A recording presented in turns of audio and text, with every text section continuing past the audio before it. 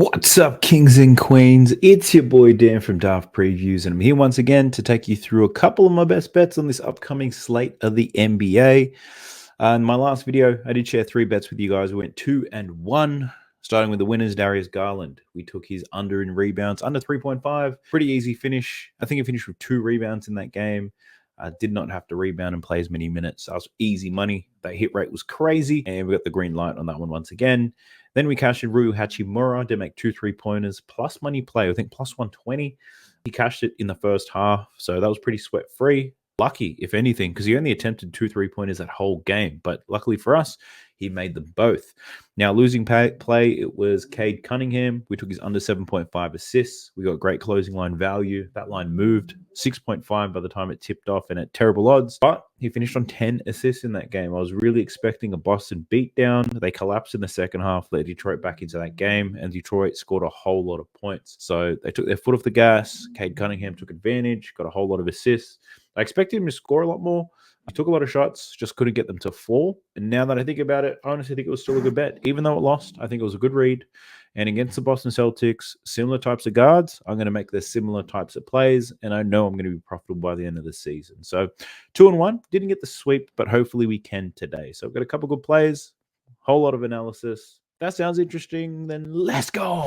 Before we get into the picks, I did read the comments from the last video, and I know there's a lot of you guys who want to see me do my old type of videos where I preview all the players, tell you what I like, what I don't like.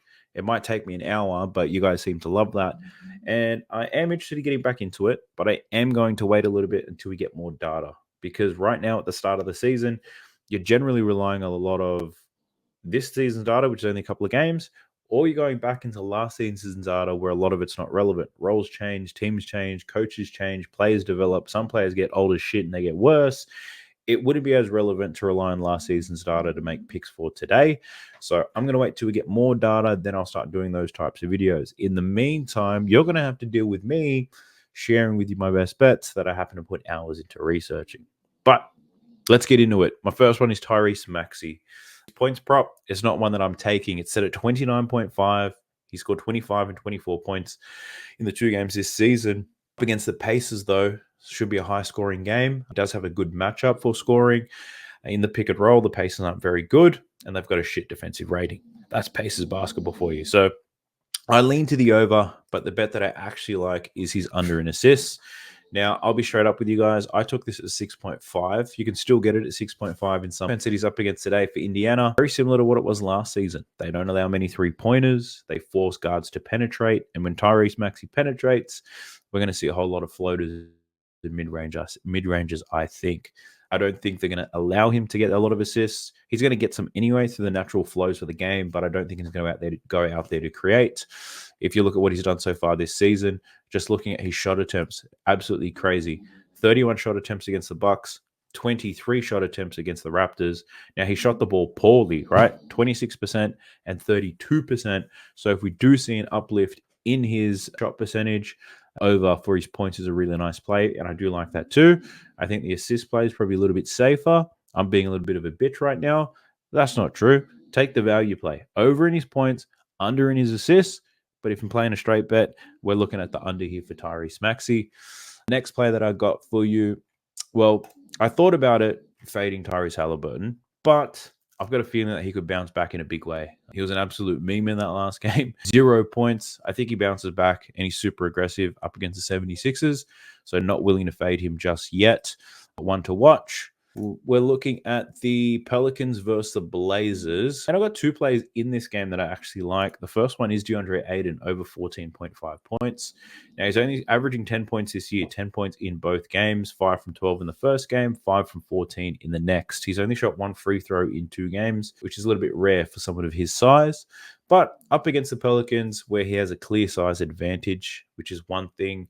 Daniel Tice spent a lot of time on him. DeAndre Ayton, they looked to feed him the ball quite often, which was good. But DeAndre Ayton missed a whole lot of easy shots in that last game. I watched the tape. I watched every shot that he took. Missed wide open mid-ranges. He missed a layup. He missed a dunk, which is even crazier. Just a whole lot of misses that he'd normally make. And I think given the same volume, same opportunities, I think he's good for 16 to 18 points in this game based off what I saw. I thought about looking at his points and his rebounds.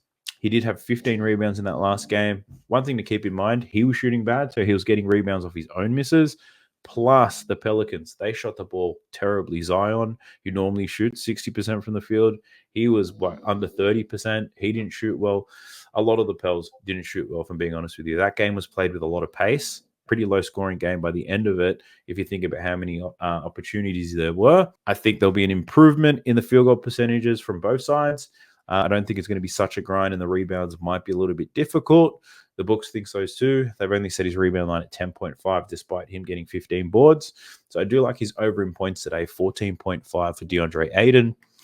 The next play that I have in this game, we're looking at Herb Jones, and I'm looking at taking it under here, under 5.5 rebounds and assists. So in the 2 games this season, he had 6 against the Bulls and only 2 in that last game against Portland, despite playing 29 minutes. He sees Portland again. So I watch back the tape. I watch specifically to what Herb Jones was doing. Now, on the defensive side of the ball, he gets the task of chasing Anthony Simons around. Anthony Simons is going to shoot the ball 20-odd times. And Herb Jones done a great job to contest him. Made him shoot a poor percentage. But given where these shots are being taken, Herb Jones is never in position to get rebounds. Finished that game with, 3 rebound chances and 1 rebound. Now, he only had 1 assist as well, because on offense, what's Herb Jones doing? Sitting in the corner, or he's rolling to the rim. So a lot of the time, he's not creating any opportunities. Believe it or not, that 1 potential assist he had, that came with 1 minute and 30 seconds left. They ran a specific play to get Brandon Ingram a wide open mid-range jump shot, and Herb Jones just happened to be the guy doing the handoff. So in reality, for 47 minutes of that game, he had no potential assists. So the 5.5, I do like it. The under 2.5 assists is a great look as well. You're getting much better odds if you include the rebounds. And rebounding-wise, even though he's playing minutes, he's defending Anthony Simons out in the perimeter.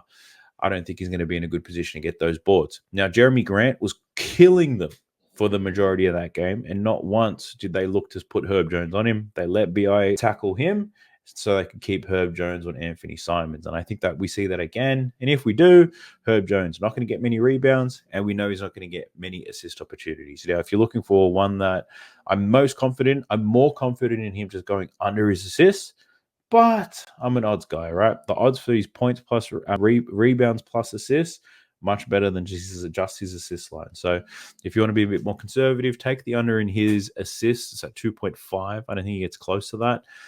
For me, I'm going rebounds and assists for my man Herb Jones.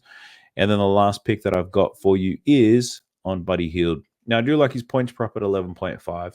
Scored 22 and 27 points in the 2 games this season. But what I ultimately took was for him to make 3 3-pointers. Made 12 3-pointers in 2 games.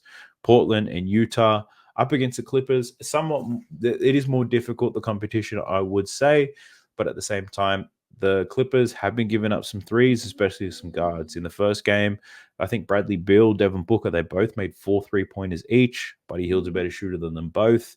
And then more recently against Denver, Jamal Murray, he made 3 3-pointers. Jokic is not a good comparison, but he made 7. The volume actually in attempts. Michael Porter Jr. attempted 6. Aaron Gordon attempted 4. Westbrook attempted a lot, of course. And I think Buddy Hield, if he gets those shots, he's going to make them pay. And we only need 3 here. He's averaging 6 3-pointers per game in the 2, in his last 2. And we only need him to make 3 to cash this bet. Being transparent with you, I've also laddered him up 3, 4, and 5. Take him for a little bit more. Why not? Just make sure you stake accordingly, bet a little bit less as the odds get a little bit more risky. Well, that's all I got for you for now.